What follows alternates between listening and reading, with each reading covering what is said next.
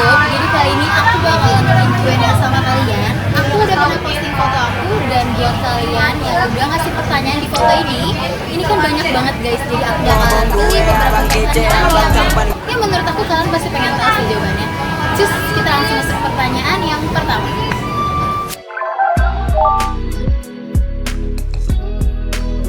Oke, jadi ini tuh udah sering banget aku jawab. Aku tuh nggak sekolah pramugari dulu. Aku tuh dari SMA di sebuah Jakarta.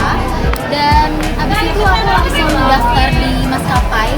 Setelah itu udah diterima dan aku disekolahin langsung sama maskapai yang aku daftar itu. Jadi nggak usah harus sekolah pramugari dulu. Karena buat aku wasting time ya. Karena itu menghabiskan range harga yang 12 sampai belasan juta, puluhan juta bahkan buat kalian yang sekolah garis-garis seperti itu. Jadi menurut aku nggak usah.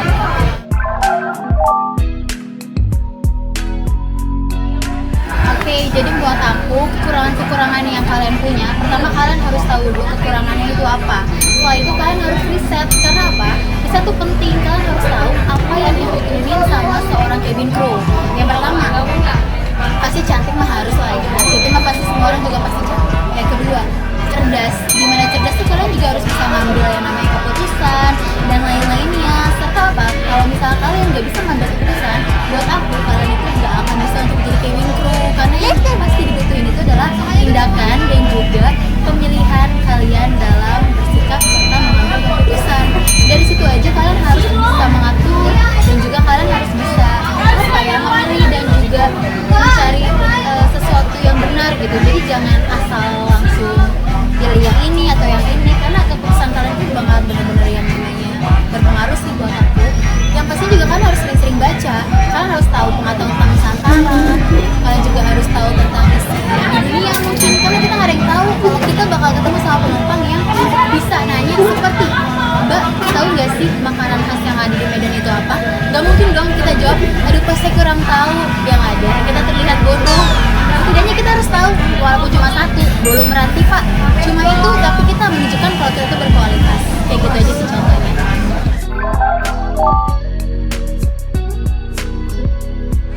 Oke, untuk personal buat aku sih itu free. Karena aku benar-benar gak ngeluarin biaya sama sekali. Saat itu aku cuma ngeluarin uang untuk medical check up. Ya kurang lebih sekitar 2 juta pada saat zaman aku. Dan setelah itu benar-benar free, gak ada biaya pungutan apapun kepada siapapun ataupun kepada pihak maskapai. Jadi jangan sampai ketipu. Next.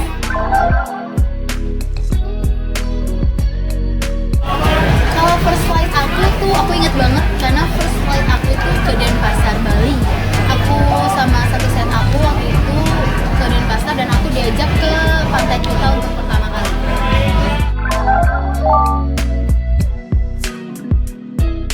Kalau ditanya paling suka ke penerbangan mana, aku suka semua destinasi. Tapi kalau kota tersuka atau ternyaman atau ingin pergi ke Bali, of course pasti Jogja dan Bali. Karena apa ya, Jogja tuh ya benar ada sesuatu di Jogja. Kalau di Bali itu ya enak juga, cuman ya pengeluaran di Bali udah sebanding lah dengan pengeluaran di Jogja.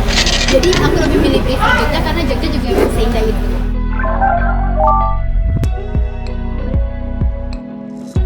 Oke, jadi pada saat itu 2019 berarti ya, aku pertama kali terbang dan pertama kali gajian, ya pasti seneng banget lah ya. Dimana kita pertamanya tuh selalu yang namanya minta sama orang tua, dan sekarang kita bisa memberikan sama orang tua. Seneng sih pasti, happy ya pasti, cuma tanggung jawab pasti bertambah.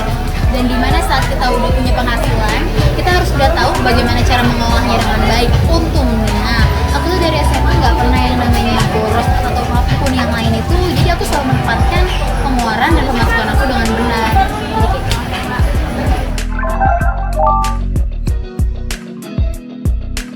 Kalau misalnya nikah, ya pastinya maunya di darat lah ya. Karena untuk bisa nikah dan juga tetap ada di udara, menurut aku sesuatu yang sangat-sangat beresiko. Karena apa? Yang pastinya bisa banget ngaruh untuk kesehatan rahim aku dan lain-lain. Serta yang kedua, kesehatan badan aku sendiri. Yang ketiga, pastinya bakal kangen dan LDR sama suami ya kali gitu kan. Makanya di saat aku mau nikah, aku pasti cari calon suaminya yang udah siap untuk menafkahi aku lahir dan batin, sehingga aku tidak harus bekerja lagi. Dan ingat ya, cowok yang baik itu tidak akan membiarkan pasangannya susah, bukan cari pasangan yang bisa diajak susah. Ingat, skincare itu mahal.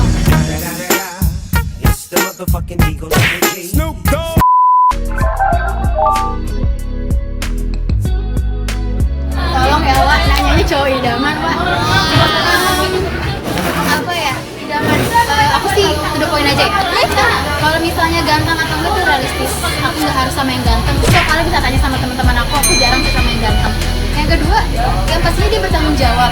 Bertanggung jawab tuh nggak hanya bertanggung jawab tentang tindakannya dia, bertanggung jawab sama omongannya dia, attitude-nya dia, ataupun cara berpikirnya dia gitu loh. Jadi kalau misalnya dia dari situ nggak bisa manage diri sendiri, bagaimana bisa manage sebuah keluarga gitu loh. Yang mana dia nanti bakalan jadi captain aku untuk berlabuh gitu.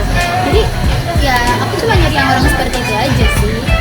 Oke, berarti itu termasuk cara untuk dapetin hatinya seorang baby ya? Iyalah ya, pastinya harus kerja keras soalnya aku cuek. Sombong amat.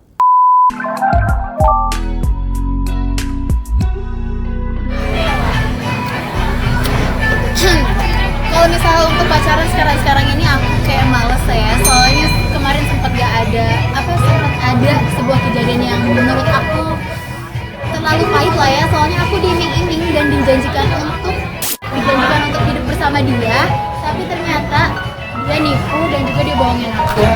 Jadi buat aku sekarang gini, kalau misalnya ada orang yang tiba-tiba di depan aku, dia janji aku, dia sayang sama aku, dia apapun itu, dia mau nikahin aku, ya dia buktiin aja, aku nggak butuh omongan, kayak gitu aja.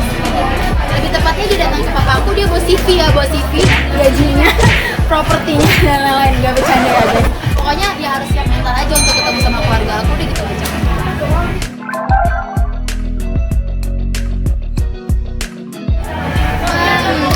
Jadi kita agak story dikit lah ya. Jadi untuk pengalaman selama aku udah kerja atau udah jadi cabin crew ini, pasti ya namanya pohon makin tinggi, angin pasti makin kencang ya. Jadi semakin aku tinggi dan semakin aku jadi cabin crew, banyak banget cowok-cowok yang memanfaatkan hal tersebut. Jadi aku sempat gak bisa milih ya di mana cowok yang tulus, di mana cowok yang baik, atau cowok yang memang hanya menginginkan title pramugari aja. Nah, di sini aku tuh sempat punya kenangan tidak enak ya, karena apa ya? Aku kenal sama dia pasti dari sosial media dong ya. Nah, di sini aku mau ngasih tahu ke kalian dan aku tekankan sama kalian untuk be aware dan juga hati-hati kalau kenalan sama laki-laki apalagi dari sosial media. Karena emang benar-benar sekejam itu gitu loh. Mereka tuh bisa berakting lebih cakep dari Dude Herlino kalau misalnya kata-kata ya. Jadi dia tuh di depan kita bak mutiara, pas di belakang itu kayak kelereng gitu. Itu jauh banget ya sih guys. Jadi aku udah bener-bener percaya sama dia 100% sampai aku bawa dia ke keluarga aku kenalkan karena dia berjanji menikahi aku tahun depan. Tahun depan itu kan bentar lagi. Berarti kayak sepercaya itu aku sama dia gitu, karena dia udah berani untuk datang ke rumah aku, dia makan bareng sama keluarga aku percaya sama dia. But ternyata dia hilang sekarang, dia ghosting. Dan bahkan ada beberapa part, ya nggak usah disebut lah ya, yang punya aku dibawa sama dia. Ya udah lah ya, karena aku ikhlas, aku percaya karena seseorang yang memperlakukan umat lainnya yang bernyawa dengan tulus itu akan dibalas dengan Tuhan dengan ketulusannya juga. Jadi aku nggak pernah nyesel karena tulus sama orang walaupun orangnya salah atau orangnya jahat. Jadi ya banyak sih pengalaman aku, cuma menurut aku yang pengalaman epic itu ya di 2021 ini karena emang bener-bener parah banget sih. Oke, tadi kan udah agak emosi nih, emosi. Panas ya, wah ini makin terang matahari, tenang aja. Tapi aku sabar.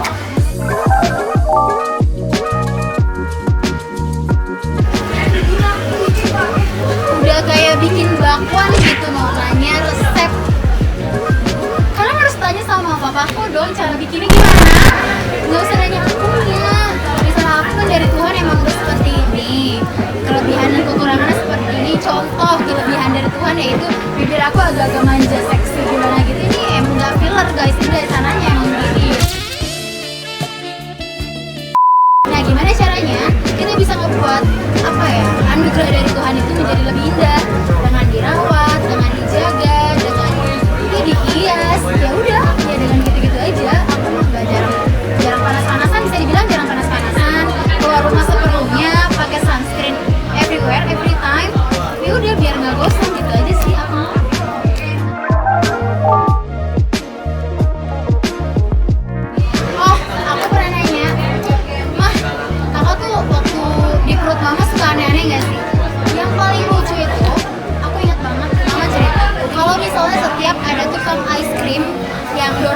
lewat, kan ada tuh nadanya ya kalian tahu lah ya mereknya. Terus perut di mama aku tuh kayak aku nendang-nendang gitu, kayak aku pengen ice cream. Nah terus pas mama udah berhentiin abangnya, mama pegang ice creamnya, udah aku diem, gak nendang-nendang lagi. Pas mama makan ya udah aku diem. Jadi emang dari dulu udah sudah menjajan bunda orang itu. Jadi ya udah lah ya Wak, emang gitu.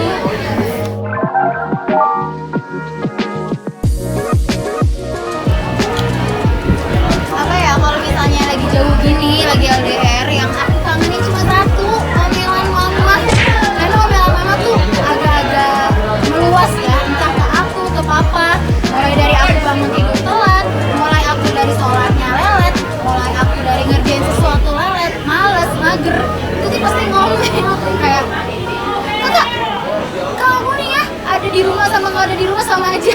Itu tuh udah pasti gitu. Tapi kalau aku nggak pulang, aku dicariin. Tapi kalau pulang diomelin, guys, gitu aja. Makanya anaknya demen kabur gitu. Makanya biar nggak pusing gitu. Heran gitu soalnya. Kalau papaku tuh tipikalnya yang apa ya, yang santai, cool, gak banyak ngomong, gak banyak reaksi. Kalau emang dia marah dia diem. Tapi kalau dia kecewa dia baru ngomong. Kalau dia sedih dia cenderung diem. Tapi kalau emang dia udah nggak bisa nahan pasti dia juga jatuhnya ke marah sih. Oke, sama papaku. Kan pasti sekarang kalian followersnya udah naik lah ya. Oh iya jelas dong dari 2000. Tolong. Tahan. Sombong amat.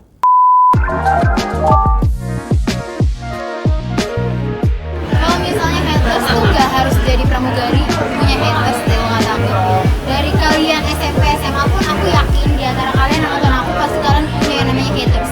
Entah dia nggak suka kalau kamu pinter, entah dia nggak suka kamu cantik, entah dia nggak suka karena pacar suka sama kalian. Itu gak ada yang tahu ya nggak sih? Ya emang bukan salah kamu dan bukan salah kita sebagai orang yang dibenci gitu loh. Caranya ya cuma hadapin aja gitu. As long as dia nggak main tangan, dia nggak ngerugiin kita, ya udah biarin aja. Haters don't hate gitu. Biarin aja dia mau ngomong apa, dia mau caci apa, dia mau benci sebenci apa. Oh dosanya di dia, penyakit hatinya di dia, dengkinya di dia. Dan ingat, orang yang ngomongin kita nggak akan bisa di atas kita. Ingat aja, aku udah selalu tegasin sama kalian dari Instagram dan juga TikTok dan lain. Aku selalu ngasih ujangan lah ya di live sama kalian untuk ngadepin orang-orang yang kayak gitu, karena aku ngalamin udah 12 tahun yang lalu. Jadi aku udah tahu cara menghadapi orang-orang yang gak suka sama aku seperti apa, caranya seperti apa. Ya udah, dengan orang yang gak suka sama kita harus buat gimana caranya kita lebih baik dari dia. Semakin kita menyadari kita lebih baik dari dia akan insecure sendiri guys, dia akan bye-bye sendiri gitu loh. Jadi don't play lah bosku, Don't play bosku lah. jadi don't play lah bosku, jadi biarin aja. Dia mau ngomel-ngomel depan kalian, tutup aja kupingnya, covering your ears gitu loh. Udah, nanti juga dia nangis-nangis sendiri ngeliat kita bahagia, ngeliat kita sukses, ngeliat kita bisa belanja ini itu, lihat kita punya pacar cakep. Udah, jadi cuek aja. Oke, 2 pertanyaan terakhir nih ya. Aduh panjang ya Wak, ya Allah, sampai minum tinggal segini loh guys. Boleh gitu, boleh. Bentar ya, Oke. Selanjutnya. tapi masih cakep, saya masih cakep. Masih aman, masih aman. Ini gak endorse, aku tutupin loh. Kalau misalnya buat aku, cara ngasih tahu paling aku ke kalian itu adalah kalau kalian gak berani, kalian gak akan bisa. Itu kunci yang paling aku selalu pakai. Aku mau ngapa-ngapain, itu pasti yang aku pakai. Contoh, ada penumpang, misalnya dia kasar, dia galak. Dalam hati aku, kalau aku nggak bisa, aku nggak berani nanganin dia. Sampai aku tua pun, even aku misalnya masih jadi pramugari, aku nggak akan bisa nanganin orang yang seperti itu gitu loh. Jadi harus aku terjerumus dulu. Even kalau misalnya aku harus sakit hati, udah aku hadapin aja. Nanti kesananya aku akan bisa tahu bagaimana treatment atau bagaimana caranya untuk menghadapi orang-orang yang kayak gitu. Jadi intinya adalah coba berani dulu, lalu baru kalian evaluasi apa yang harus dibenarkan, apa yang harus dilakukan, baru kalian bisa pede. Kayak gini, ngomong kayak gini gak gampang guys, kalau ini rame banget gitu. Cuman apa? Karena emang kebutuhan aku dan aku harus, ya udah aku mau nggak mau coba dan berani, karena kedepannya konten aku akan lebih banyak. Ya